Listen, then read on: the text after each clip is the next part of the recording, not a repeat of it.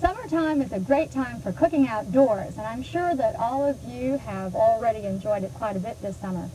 However, today you may learn some new recipes from our guest today, or maybe I should say I'm his guest, because I'm in the backyard of Jack McGoy, and Jack is the director of the pork division of the Alabama Farm Bureau, and he's invited us to come over for a barbecue or an outdoor dinner. We're certainly glad to have you here too, and we're going to serve this meat in a little while. We have several different varieties of pork out here today.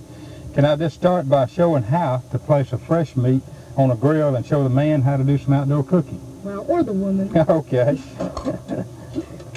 Although I must say, Jack, I don't object. Anytime my husband wants to cook, I'm happy to turn it over to him. These are pork kebabs, and you'd start by putting a 1-inch square of pork and then alternating with a mushroom and a bell pepper or whatever your choice, zucchini or whatever.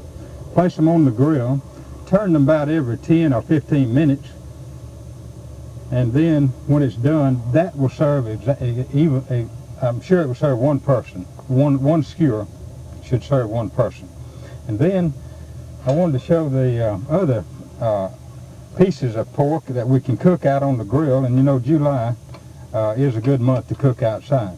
Here's a pork burger, brand new piece of meat that we've introduced this year in the pork division, and we're asking the housewife to try it. The butcher would cut it for you. It's ground pork is what it is. Mm-hmm. It's a Boston butt ground and made into a patty, and you would really be surprised how good that tastes on the grill. There's no salt in it at all, no seasoning, nothing in it. You season it after you take it off the grill. Does putting salt on it make it tougher? That's right. You already knew that. Yeah. I've hesitated to even tell them about it because they already know that salt does toughen meat. Mm-hmm. Now, cooking pork, you always cook it very slow, and that's one real important thing about cooking pork. Make sure you take your time, cook it slow, and then, because it's always tender. You know, pork is a very young animal. It's 8 months old. Does it have to be very well cooked? It used to be that people were afraid they would die from botulism or something if they were going to... Well, no, the National Livestock and Meat Board has changed and done some research, and now they come out with 170 degrees temperature in cooking pork. It used to be 180 because now they're raised more scientifically. Mm-hmm. They're raised on concrete, more scientific rations and so forth. So we don't have that problem anymore. I see you got ham steak on the grill, which I never thought of grilling before, and of course pork chops. But what I'd really like to see is what you're going to do with that. Is that a Boston butt over there? That's a Boston butt. And look at these pork chops. That's 1.5 inches pork chop. That's what we recommend on the grill because the little bit of thin ones burn up, you know. Mm-hmm. I wanted to show you this Boston butt. Now, we usually put that on a skewer, but first we insert this meat thermometer into the meat and let it go into the center of the piece of meat and not touching any bone. And it says, does it say pork on it?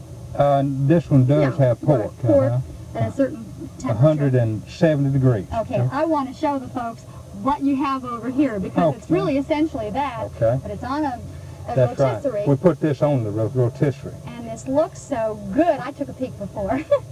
And that looks absolutely scrumptious. That's your pork loin roast. Well, is everything ready? Everything's ready. We're going to have dinner, so would you come around and have a seat and introduce the other guests? All right. Well, sure. That's much too much food for us. In fact, it's much too much food for us and the guests. But let me introduce, first of all, Mrs. McGoy. And nice that we could come here. And also, we invited my daughter, Jennifer. And this is Jennifer, and most of you folks know her already. So I'll go ahead and sit over here. By the way, if you want any of the recipes today or any other recipes, things that you can do special with pork, I have the address to write to, and it's Alabama Pork Producers, Division of Alabama Farm Bureau, Box 11,000, Montgomery, Alabama. And now we have the meat ready, so we want all of you to have a sample of this. In fact, we want you to just eat dinner. Well, I do want to try that pork burger, if I may, while the folks are still here. Gee, I really wish you could join us. But let me just try this, because I've had hamburger, which isn't made with ham. No, that's ground pork. The Boston butt that we saw a while ago is ground and made into a pork burger. You can salt it or season it to your taste. Delicious. Well, thank you all for having us here as a guest, and thank you for joining us, and bye for now. You want some? Is that what you say? Don't you worry. You can have some. What would you like?